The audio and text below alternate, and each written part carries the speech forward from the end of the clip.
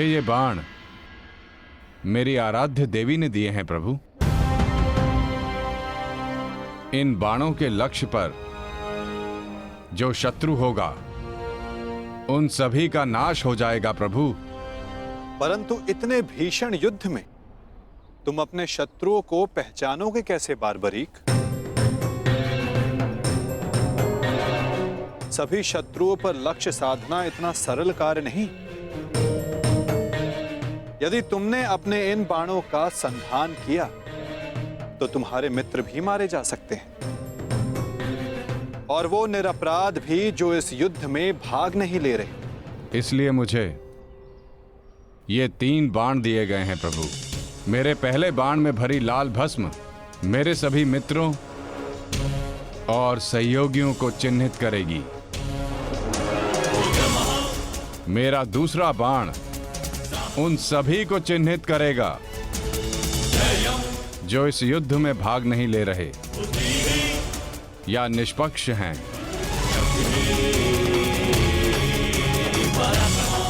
और ये तीसरा बाण एक क्षण में उन सभी का अंत कर देगा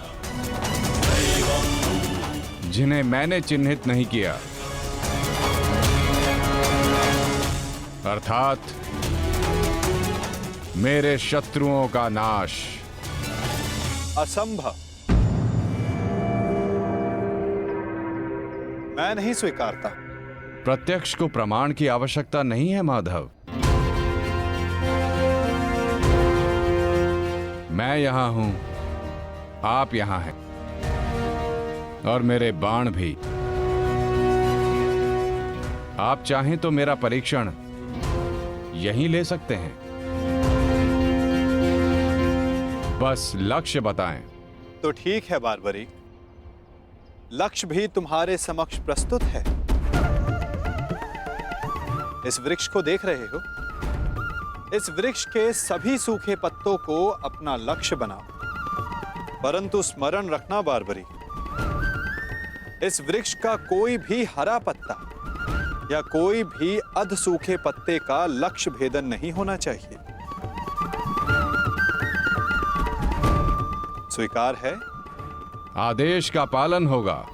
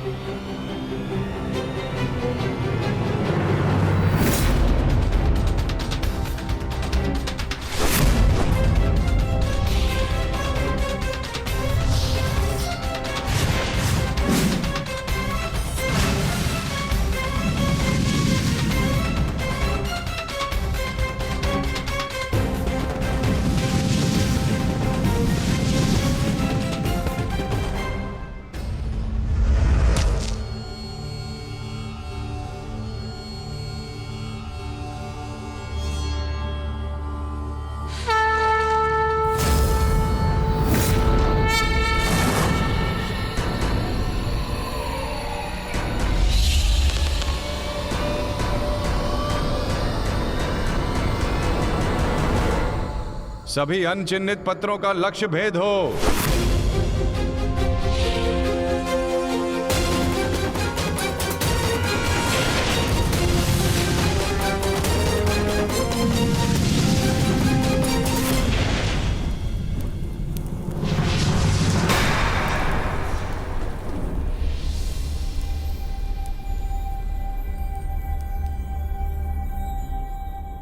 प्रतीत होता है कि कोई सूखा पत्ता शेष रह गया है बारबरीक। तुम असफल हुए। न मैं असफल हुआ हूं और ना मेरा तीर कोई लक्ष्य छोड़ेगा।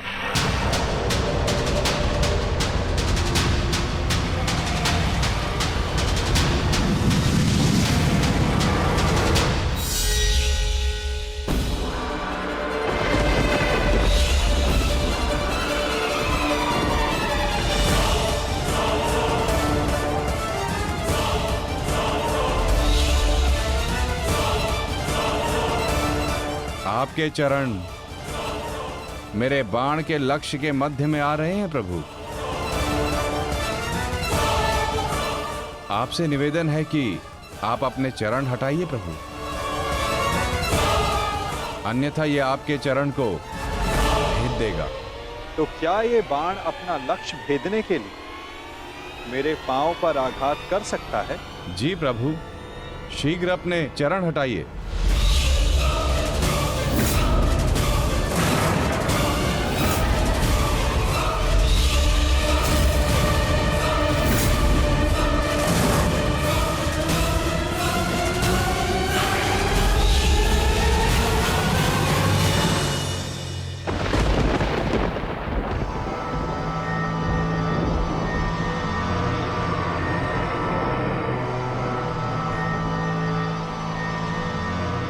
ये क्या किया वासुदेव? मेरा वरदान था कि ये बाण कभी लक्ष्य चूकेंगे नहीं। मैं वासुदेव आपके वरदान का मान अवश्य रखूंगा।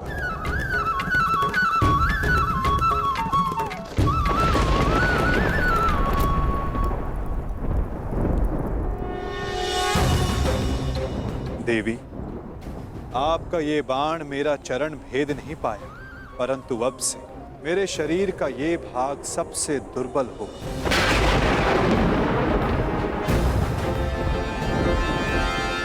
और अब कोई भी बाण मेरे इस स्मरण स्थल को भेद पाएगा। ये मेरा वचन है देवी, और यही मेरे इस देह को त्यागने का कारण बनेगा।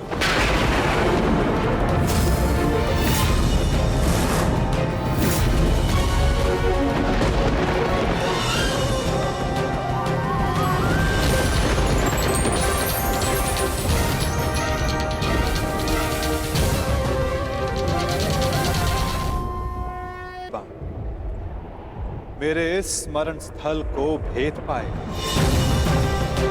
ये मेरा वचन है देवी, और यही मेरे इस देह को त्यागने का कारण बनेगा।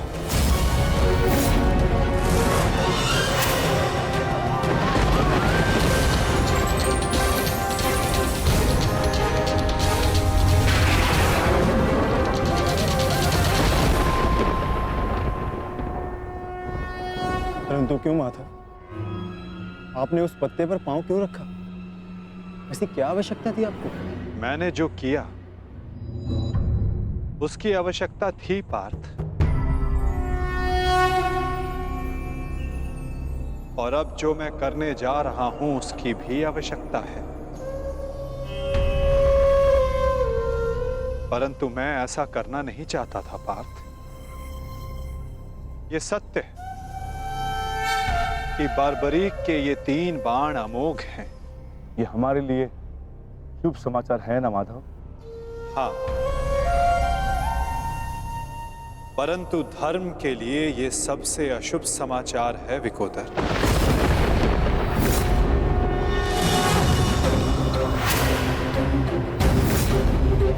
ये युद्ध केवल कौरवों और पांडवों के मध्य नहीं है। ये युद्ध धर्म और अधर्म के मध्य है। ये युद्ध पाप और प्रतिज्ञा के मध्य है। ये युद्ध श्राप और श्रापितों के मध्य है। और अब ये 3 बाण और इन बाणों का धारक बारबरीक हमारे लिए सबसे बड़ी समस्या बन चुका है।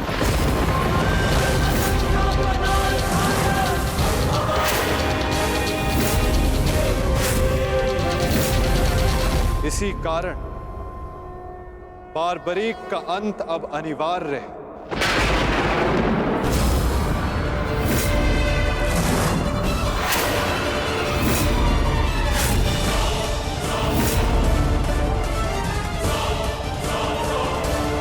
इसका वध अब अटल है।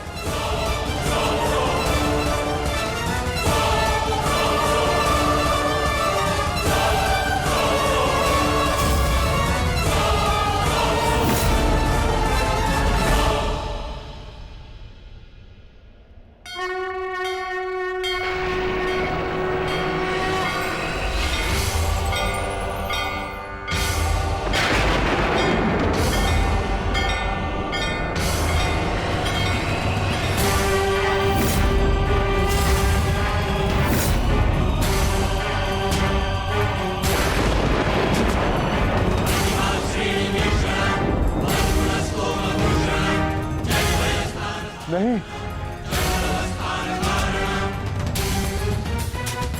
नहीं वासुदेव, मेरे जीवित रहते मैं ऐसा नहीं होने दूंगा। सुदर्शन चक्र को बारबरी तक पहुंचने से पहले मेरे मस्तक से होकर जाना होगा। यही नियति है भीम, और तुम ये भली भांति जानते हो। बारबरीक का अंत अब अनिवार्य है, अन्यथा युद्ध में सबका विनाश निश्चित है। मेरे पास अब और कोई विकल्प शेष नहीं।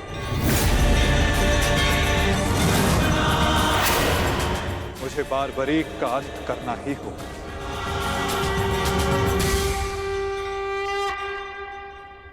किंतु माता, इसका कोई समाधान तो निकल ही सकता है ना। हम बारबरीक को युद्ध से दूर भी तो रख सकते हैं। तो फिर इसका अंत अनिवार्य क्यों?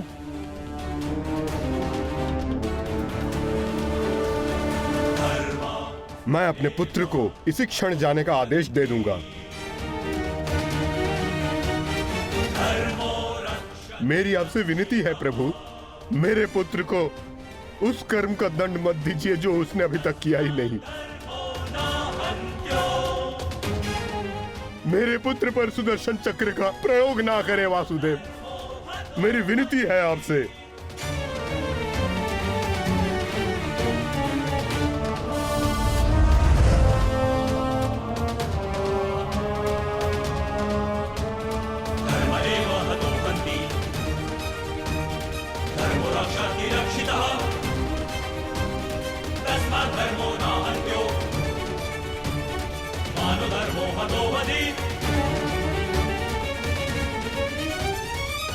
रुकिए पिताश्री।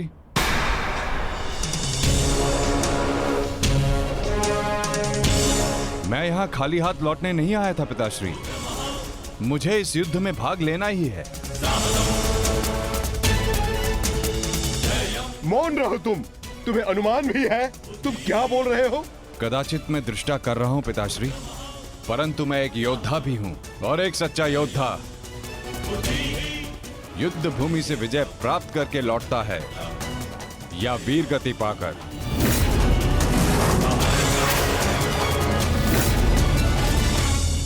क्षमा कीजिएगा वासुदेव,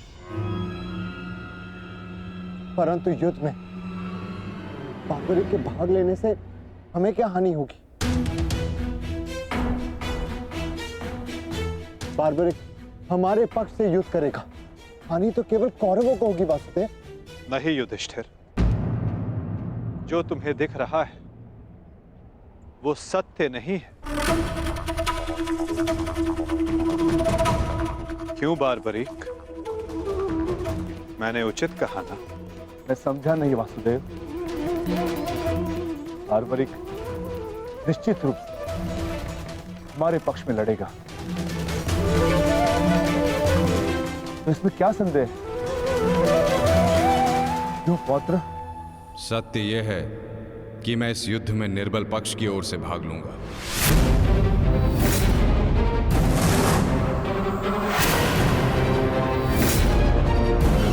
माता के समक्ष स्वयं को वचन दिया है मैंने।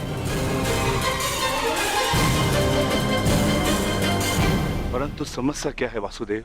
ये तो स्पष्ट है कि हम पांडवों के पास 7 अक्षणीय सेना है और कौरव के पक्ष में 11 अक्षणीय सेना। कौरव के पक्ष में पितामह भीष्म और गुरु द्रोणाचार्य भी है।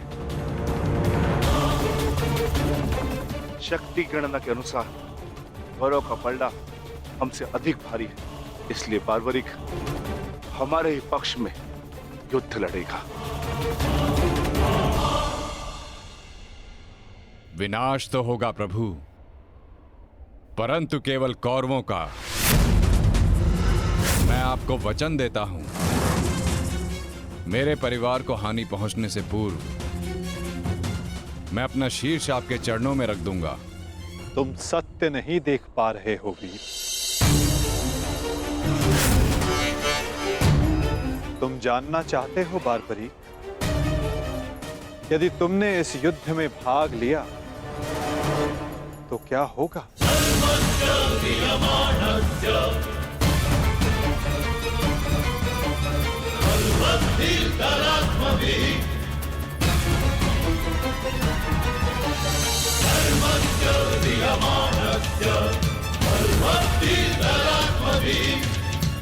तो देखो,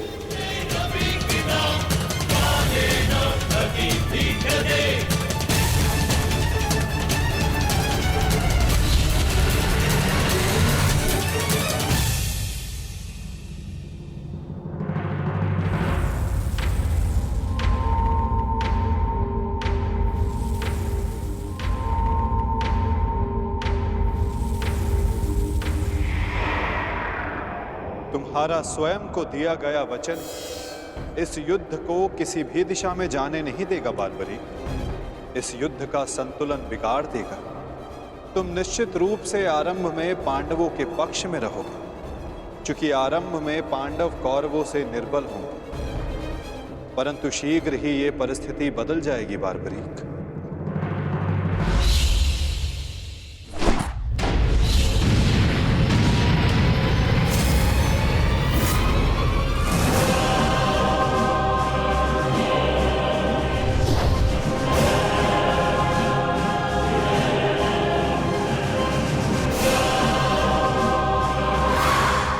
जब कौरवों का विनाश प्रारंभ होगा तो शीघ्र ही पांडवों का पलड़ा कौरवों से अधिक भारी हो जाएगा और तुम अपने वचन के कारण संतुलन बनाए रखने के लिए अपना पक्ष छोड़कर कौरवों के पक्ष में चले जाओगे और उसके पश्चात तुम पांडवों पर प्रहार करने लगोगे। और इसी कारण इस युद्ध का संतुलन बिगड़ जाएगा।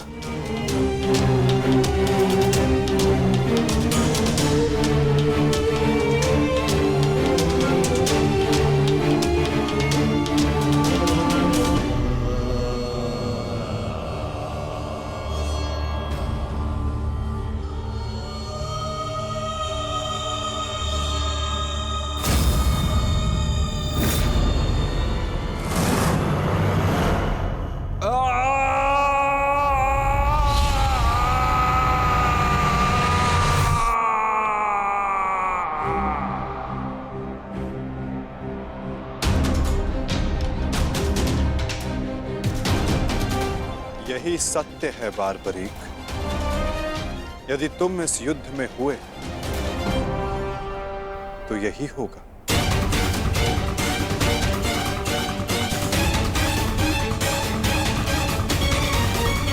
यदि तुम इस युद्ध में हुए तो यही होगा। तो मैं क्या करूं प्रभु?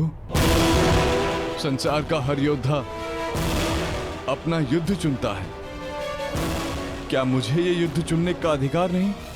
योद्धा कभी अपना युद्ध नहीं चुनता बार्बरीक, युद्ध अपना योद्धा चुनता है।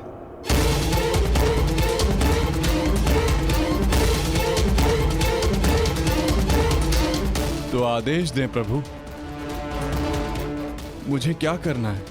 ये युद्ध एक यज्ञ है बार्बरीक, और तुम्हें त्याग और बलिदान देना होगा, स्वयं के प्राणों का दान।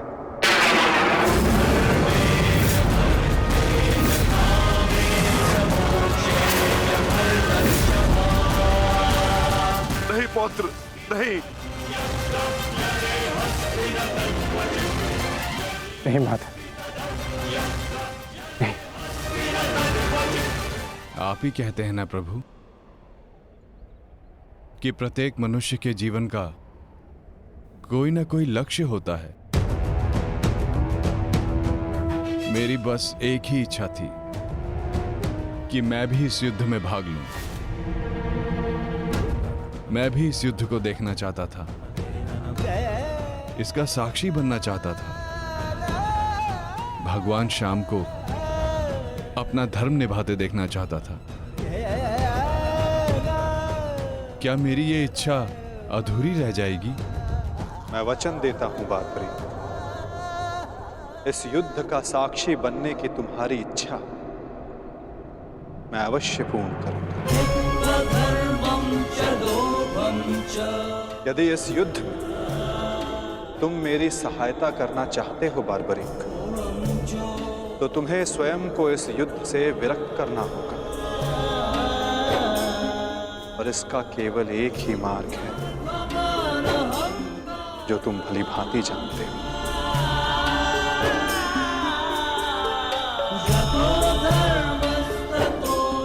मैं समझ गया प्रभु।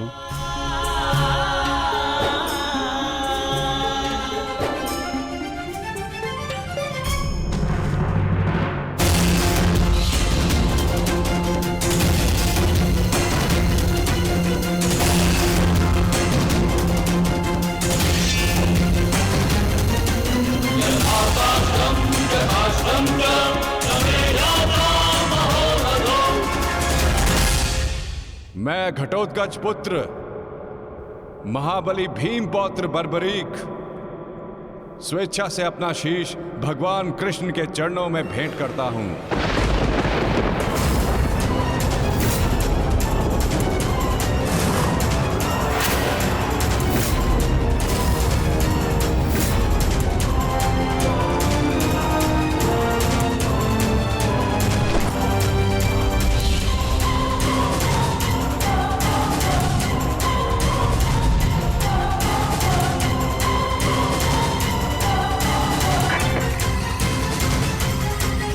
भगवान श्याम की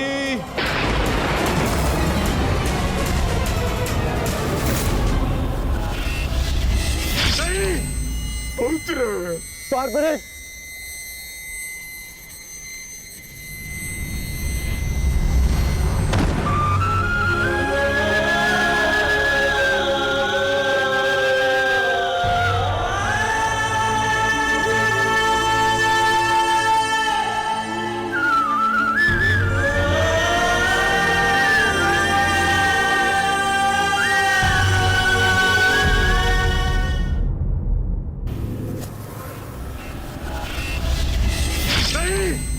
पुत्र बारबरिक,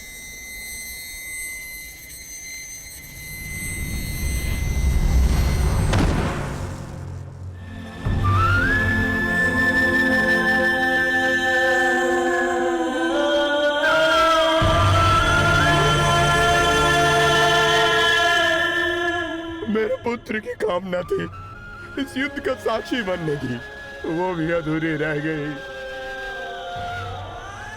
उसने स्वयं के साथ भी अपनी अंतिम कामना का भी अंत कर लिया।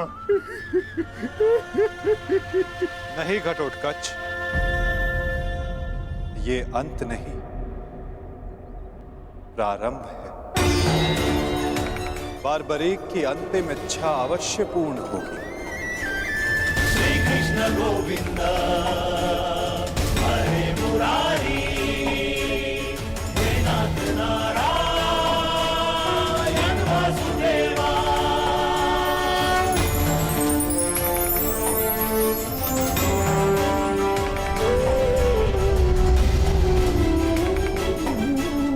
श्री कृष्ण गोविंद हरे मुरारी, हे नाथ नारायण वासुदेवा। श्री कृष्ण गोविंद हरे मुरारी, हे नाथ नारायण वासुदेवा।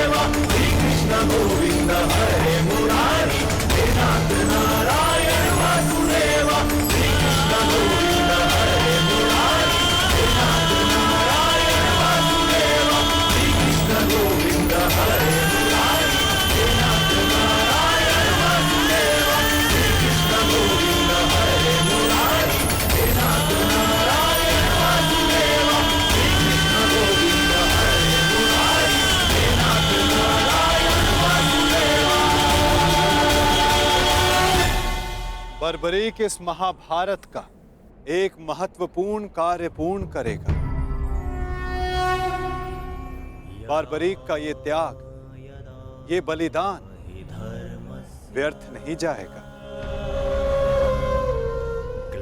तुम सदैव अपने साहस, बुद्धिमता, इस महायुद्ध के, इस महाभारत के एकमात्र साक्षी के रूप में जाने जाओगे बार्बरीक।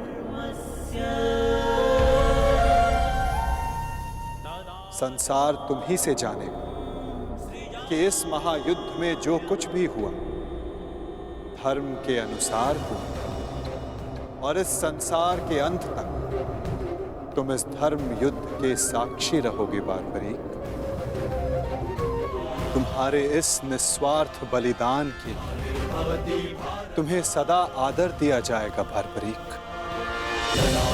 और तुम्हारी खाटू श्याम के नाम से पूजा की जाएगी।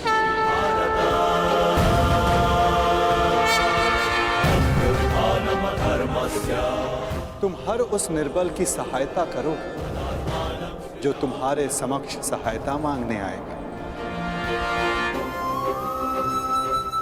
वीर बार्बरीक, तुम अपने साहस के लिए जाने जाओगे, महाभारत के निर्णायक के रूप में जाने जाओगे, शीशदानी के रूप में जाने जाओगे।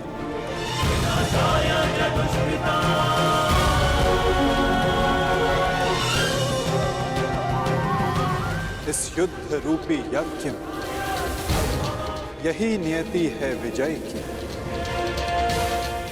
विजय बलिदान मांगती है, विजय दान मांगती है। दानी बार्बरीक, तुम सदा अमर रहोगे।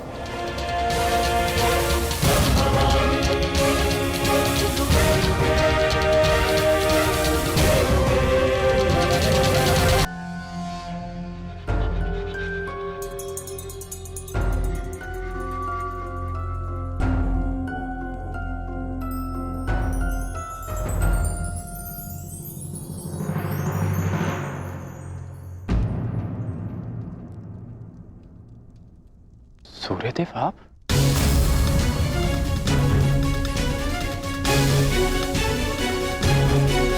बड़ी बात। कल्याण हो पुत्र।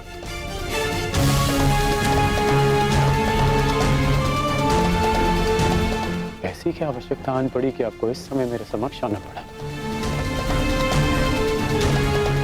कुछ समय पश्चात मैं आपको अर्घ भेंट करने आने ही वाला था। आज मैं अर्घ लेने नहीं आया हूं पुत्र, तो मैं एक चेतावनी देने आया हूं।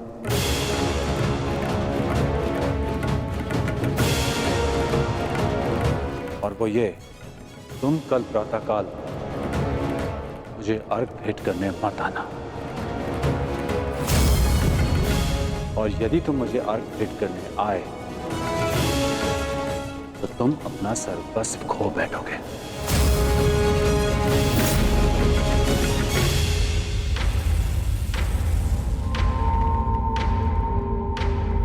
हाँ पुत्र, मेरी विनती है तुमसे, कल प्रातःकाल तुम मुझे अर्घ देने मत आना।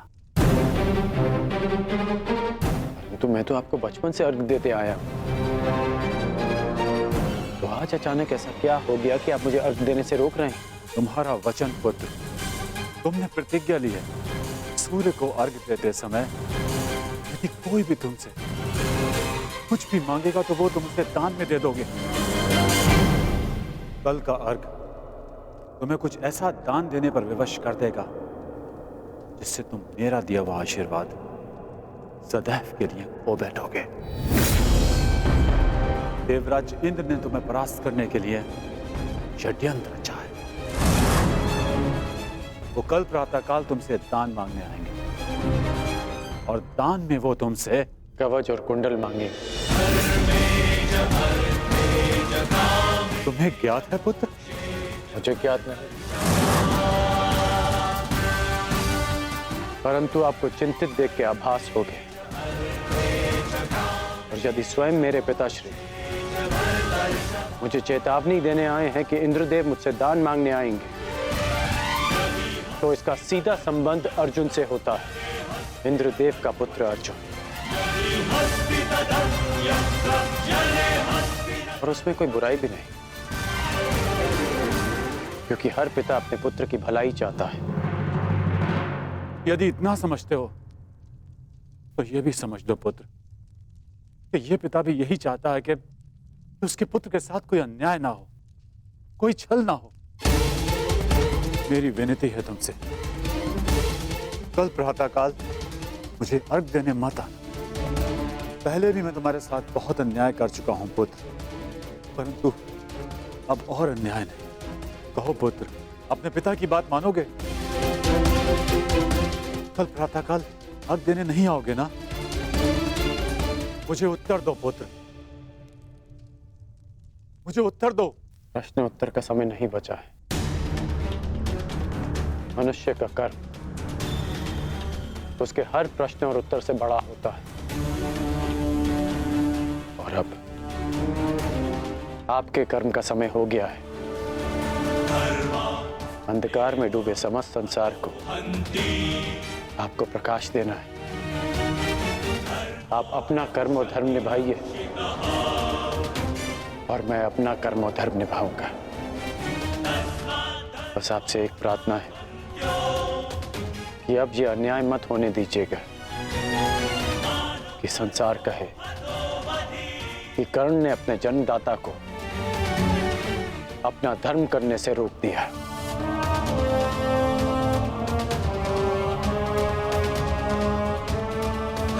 प्रणिपात पिताश्री।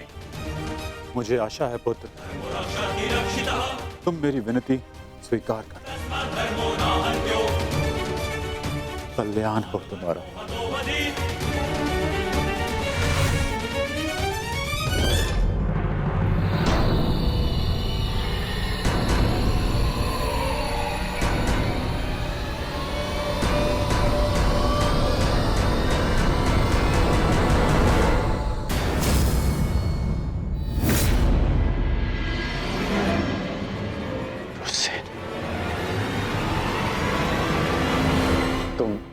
तुम यहाँ क्या कर रहे हो?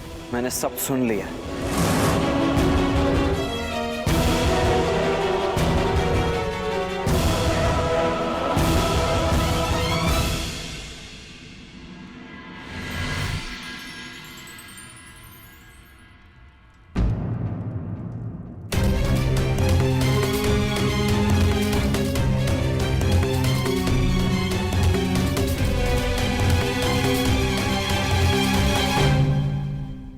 सूर्य नारायण,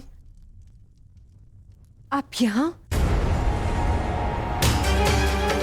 इस प्रकार यहाँ आने के लिए मैं आपसे क्षमा चाहता हूँ, परंतु पुत्र कर्ण पर बहुत बड़ा संकट आने वाला है। उसे सावधान करना होगा।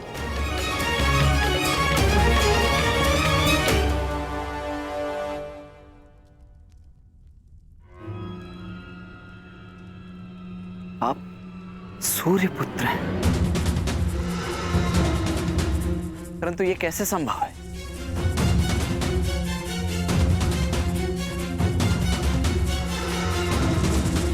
मेरे जन्म से पूर्व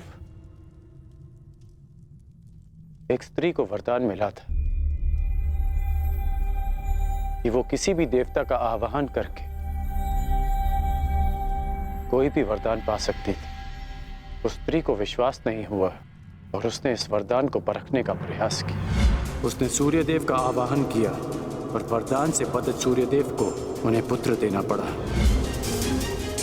परंतु वो अविवाहित कन्या समाज के भय से भयभीत हो गई और उसने उस बालक को गंगा में बहा दिया।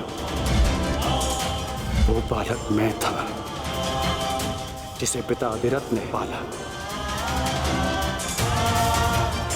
सूर्यदेव के आशीर्वाद के रूप में मुझे कवच और कुंडल मिले, जो अब इंद्रदेव छीन लेना चाहते हैं अपने पुत्र अर्जुन के लिए। सूर्यदेव मुझे यही समझाने आए थे कि मैं इंद्रदेव को कल दान ना दूं। अर्थात आज आप अर्घ देने नहीं जा रहे?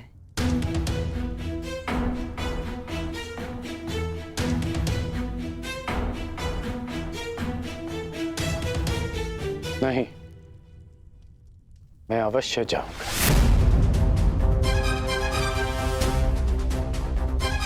क्यों? मैं आपको ऐसा नहीं करने दूंगा।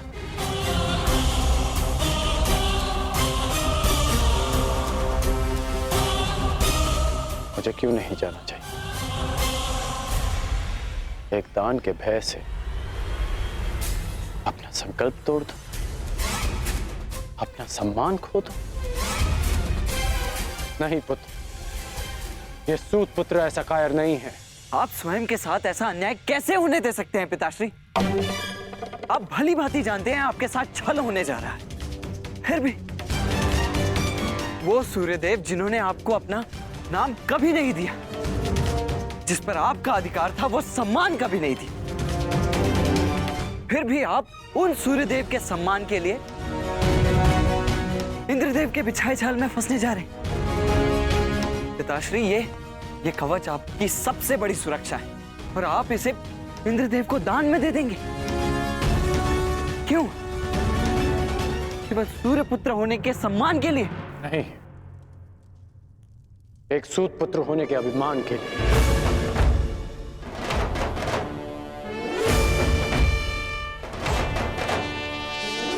मैं आज भी एक सूत पुत्र हूं। एक सूत ने ही मुझे प्रेम दिया, सम्मान दिया, अधिकार दिया, आवश्यकता पड़ने पर धनुष दिया। जब मैंने उससे दूर जाने की आज्ञा मांगी तो उन्होंने मुझे वो भी दी।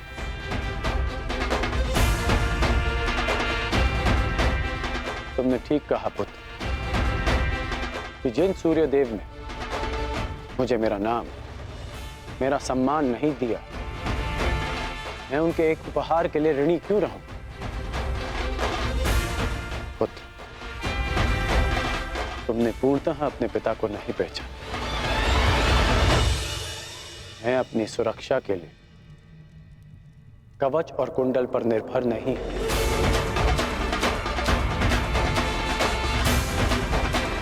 मेरी शक्ति मेरा वो साहस है जो मैंने अपनी मां राधा से पाया। मेरी शक्ति मेरा वो विश्वास है जो मैंने अपने पिता अधिरथ से पाया। मेरी शक्ति वो तिरस्कार है जो मैंने समाज से पाया। इस राधेकरण के कौशल और योग्यता को किसी कवच कुंडल की आवश्यकता नहीं है। परंतु पिताश्री, ये सब अन्याय है। जो भी आपके साथ हो रहा है, ये सब अन्याय है। कदाचित ये अन्याय है, परंतु कोई और अन्याय करे, इसका अर्थ ये नहीं कि हम भी न्याय का पथ छोड़ दें। मैं अपना मार्ग चुन चुका हूं। यदि तुम्हारे मन में मेरे लिए कोई भी स्थान है, एक पिता के रूप में या एक योद्धा के रूप में, तुम इस रहस्य को रहस्य ही रखोगे। तुम्हें मेरी सौगंध है। वचन दो मुझे पिताश्री। वो वचन दो मुझे वृषसेन।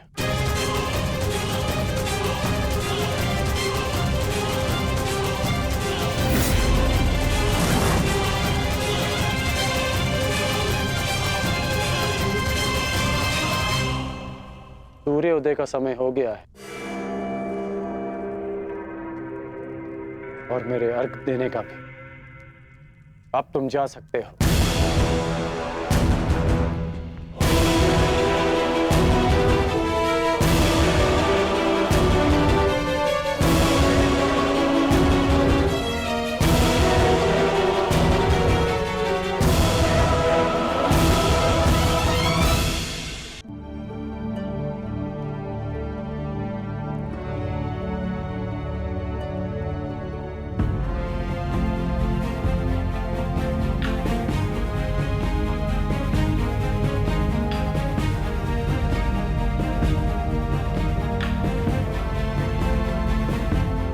क्या हुआ माता?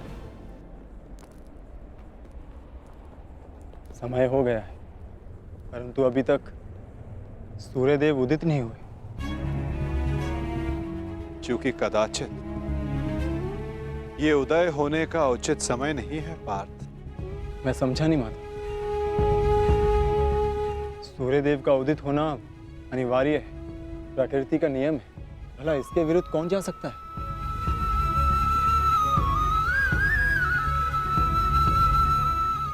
एक पिता अपनी संतान के लिए किसी के भी विरुद्ध जा सकता है पार्थ।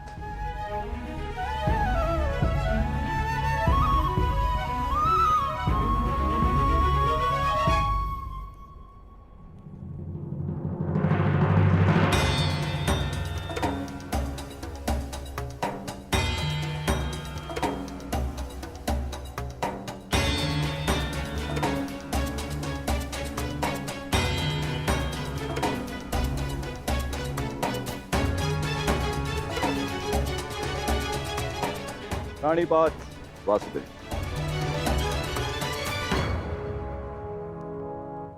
प्राणिपात गांधीवधारी अर्जुन।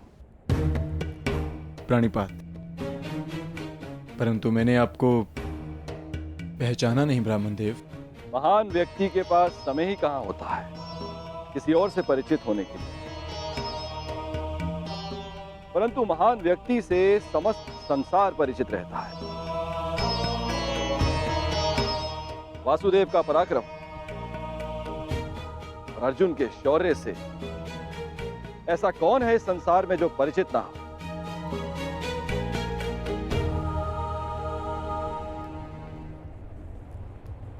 धन्यवाद।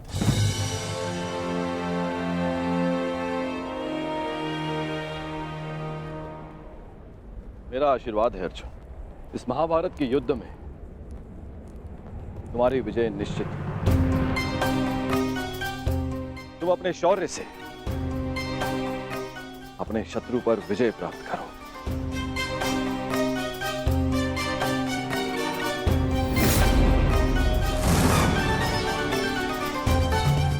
मैंने आपकी बात सुनी वासुदेव, और मैंने उसके मंतव्य को भी समझा, परंतु सूर्यदेव केवल एक पिता ही नहीं, वो इस समस्त संसार को ऊर्जा भी देते हैं। किसी भी स्थिति में उन्हें अपना कार्य पूर्ण करना ही होगा। सूर्य उदय होना अनिवार्य है, यह प्रकृति का नियम है। अवश्य, परंतु इन नियमों के बंधन में सभी आते हैं ब्राह्मण देव। सूर्य देव पर, मुझ पर भी, और आप भी। नियति चाहे प्रकृति की, चाहे देवताओं की हो या फिर मनुष्य की, परंतु उसे समझ पाना बहुत कठिन कार्य है। आपको स्मरण करवा देता हूं ब्राह्मण देव। मनुष्य को दुर्बल समझना देवताओं के लिए घातक सिद्ध हो सकता है। ऐसा कोई विघ्न नहीं जो एक दृढ़ निश्चयी मनुष्य का मार्ग रोक सके। यदि मनुष्य चाहे तो वो पर्वतों का स्थान भी बदल सकता है। मैं मनुष्य की नियति और निश्चय को कम नहीं आंक रहा वासुदेव, परंतु किसमें कितना बल है ये तो केवल परीक्षा से ही सिद्ध होगा। कभी कभी परीक्षा में परीक्षार्थी नहीं, परीक्षा लेने वाला भी असफल हो जाता है ब्राह्मण देव।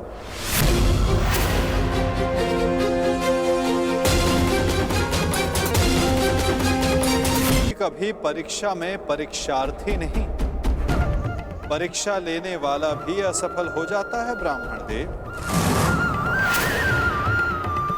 फिर चाहे वो मनुष्य हो या देव। देवताओं का तो धर्म होता है ना वासुदेव, मनुष्य को सदैव नए नए अवसर देना।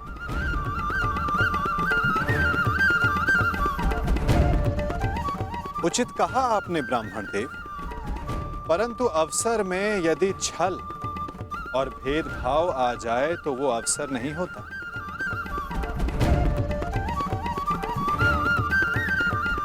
कदाचित आपको स्मरण तो हो गए, यदि धर्म और कर्म में पक्षपात आ जाए तो धर्म धर्म नहीं होता। और ना कर्म कर्म रहता है।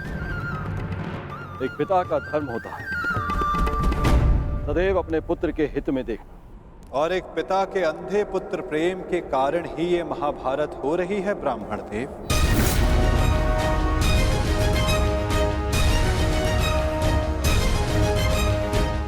मुझे पिता से कोई लेना देना नहीं।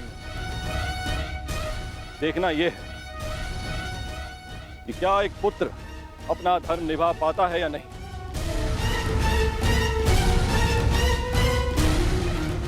क्या एक पुत्र अपने पिता के सम्मान की रक्षा कर पाता है या नहीं।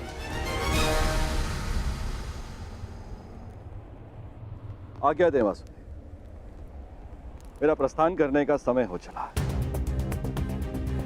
प्राणीपात।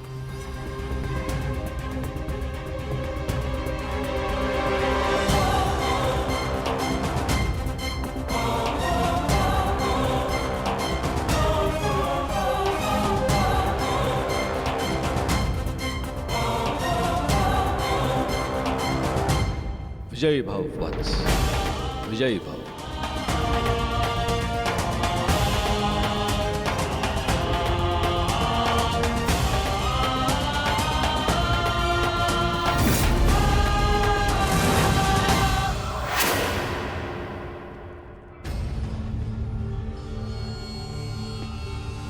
रुक जाइए पिताश्री।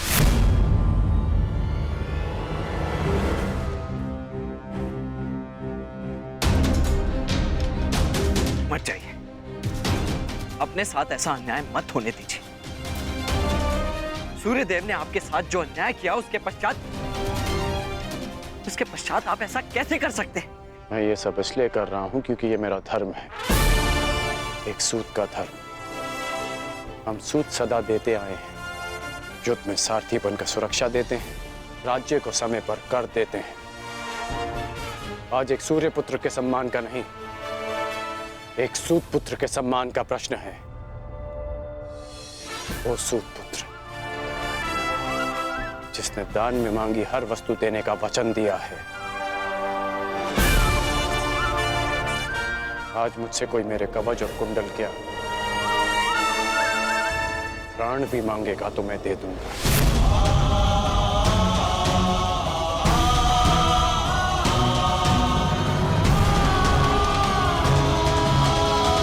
कोई मेरे कवच और कुंडल क्या प्राण भी मांगेगा तो मैं दे दूंगा।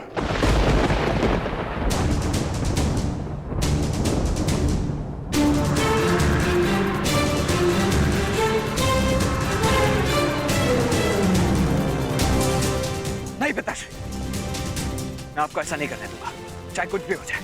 मेरे मार्ग से हटो, मेरे मार्ग से हटो और मुझे मेरा धर्म निभाने दो।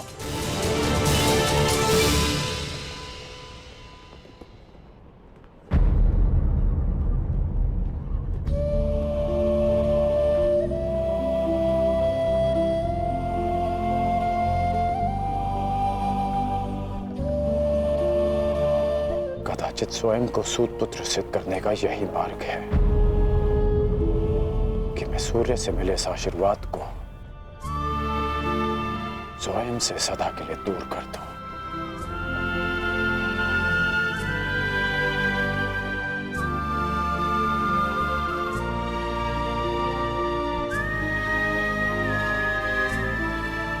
पिताश्री, परंतु सूर्यदेव तो अभी तक उदित भी नहीं हुए।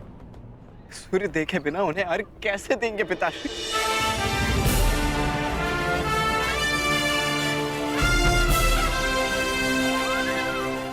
सूर्य उदय होगा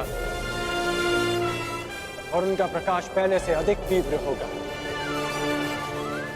क्योंकि उस प्रकाश में उनके पश्चाताप और खेद की ज्वाला सम्मिलित होगी।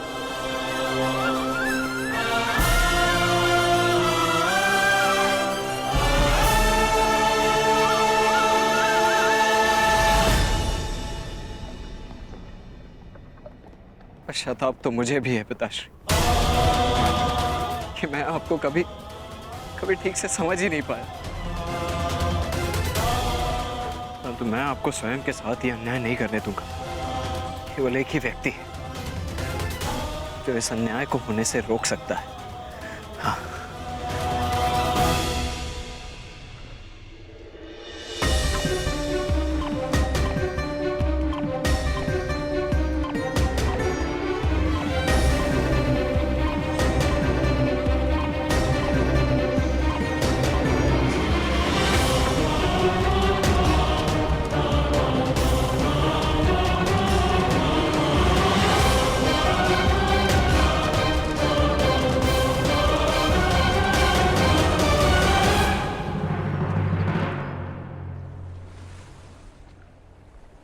सूर्यदेव, ये एक पिता का धर्म होता है कि वो अपने पुत्र को उचित मार्ग दिखाए। क्या अब एक पुत्र अपने पिता को मार्ग दिखाएगा? अपने पुत्र मोह में अपने कर्तव्य से मुंह मत मोड़िए। प्रकट होइए सूर्यदेव, प्रकट होइए सूर्यदेव, प्रकट होइए सूर्यदेव, प्रकट होइए सूर्यदेव, प्रकट होइए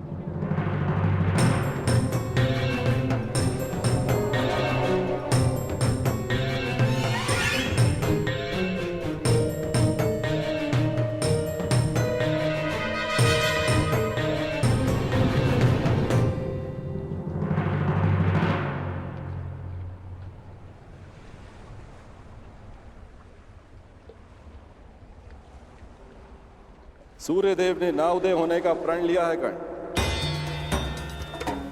सूर्य उदय की प्रतीक्षा कर कर अपना समय व्यर्थ कर रहे हो कर्ण। सूर्यदेव अपना उत्तरदायित्व भूल चुके हैं। प्रकृति निर्मोही है और उसका संबंध केवल अपने कर्तव्य से है। और स्वयं सूर्यदेव भी इस प्रकृति का महत्वपूर्ण भाग है।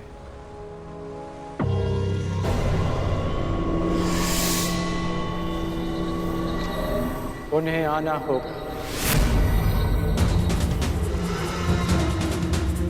और आप जिस उद्देश्य से आए हैं, जिस दान की अपेक्षा से आए हैं, वो दान आपको अवश्य मिलेगा। इंद्रदेव।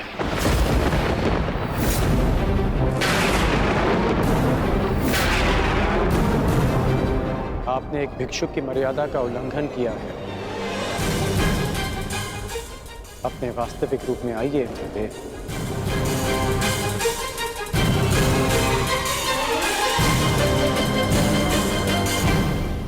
इसका अर्थ है कि सूर्यदेव ने तुम्हें पहले ही मेरे मंतव्य से अवगत करा दिया। परंतु आश्चर्य का, फिर भी तुम अर्घ देने, दान देने, भेंट देने चले आए अंगराज। सूर्यदेव ने वो किया जो एक पिता का धर्म होता है। आपने वो किया जो एक पिता का मोह होता है। और मैं वो करूंगा जो एक योद्धा का कर्तव्य होता है, वचन का पालन। और जब देवराज स्वयं भिक्षुक बनकर दान मांगने आए हैं, तो इस राधे के लिए इससे अधिक गर्व की बात और क्या हो सकती है? अद्भुत, बहुत अधिक आत्मविश्वास है तुम्हें तुमको। परंतु ज्ञात रहे, अति आत्मविश्वास नाश का कारण बन जाता है। विश्वास तो आप खो बैठे हैं कि जब तक मेरे पास कवच और कुंडल है, आपका पुत्र अर्जुन मुझे परास्त नहीं कर पाएगा। मेरे लिए यह गर्व की बात है कि अर्जुन मेरा सामना तब करेगा जब मेरे पास कोई सुरक्षा नहीं होगी। तभी मेरा वास्तविक कौशल उसके समक्ष आएगा। बहुत अहंकार है तुम्हें स्वयं पर अंगराज। भला मुझे किस बात का अहंकार होगा? कवच और कुंडल का? ये तो एक पुत्र को उसके पिता की ओर से एक सामान्य उपहार है। मेरा अभिमान, मेरा पराक्रम और कौशल है, जिसे अब आप भी देखेंगे और आपका पुत्र भी। मैं अपना कवच और कुंडल आपको प्रसन्नता से भेंट कर दूंगा, क्योंकि युद्ध में बने रहने के लिए मुझे इनकी आवश्यकता नहीं है। उसके लिए मेरा पराक्रम और मेरे गुरु का प्रशिक्षण ही पर्याप्त है। परंतु आपको दान लेने के लिए एक ब्राह्मण का रूप धारण करने की आवश्यकता नहीं थी। आपको देवराज होने की मर्यादा में रहना चाहिए था। मानता हूं कि मैंने पुत्र मोह में ऐसा किया, परंतु पुत्र मोह का अपराधी केवल मैं ही नहीं, कोई और भी है जो अपने कर्तव्य मार्ग से टिक रहा है। कदाचित तुम्हारे पिता आज उदय ना होकर तुम्हें दान नहीं करने देना चाहते। दान का वचन मेरा है, जिसे मैं पूर्ण करूंगा। और उदय होना सूर्यदेव का धर्म है। जब पुत्र अपना कर्तव्य निभा रहा है, तो तो एक पिता को भी अपना धर्म निभाना होगा। सूर्य देव को उदित होना होगा।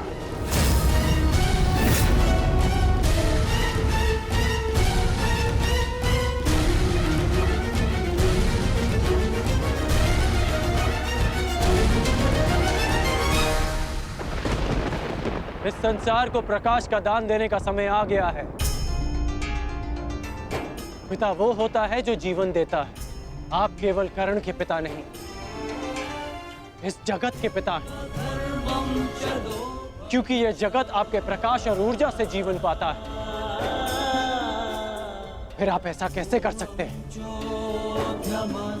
कि अपने एक पुत्र के हित के लिए अपनी सारी संतानों के प्रति आप अपना उत्तरदायित्व भूल जाएंगे?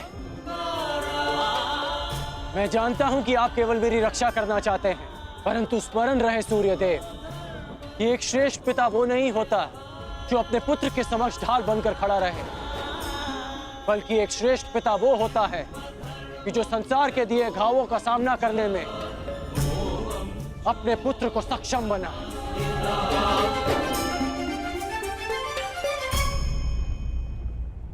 अवसर की प्रतीक्षा अवसरवादी करते हैं, छल करके अपना मंतव्य पूर्ण करते हैं।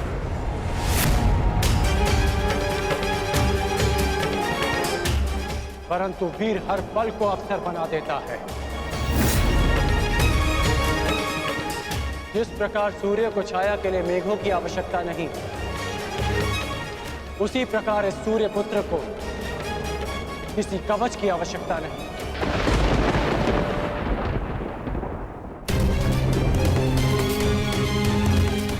आपने अपना कर्म किया, अब मुझे मेरा धर्म निभाने दीजिए।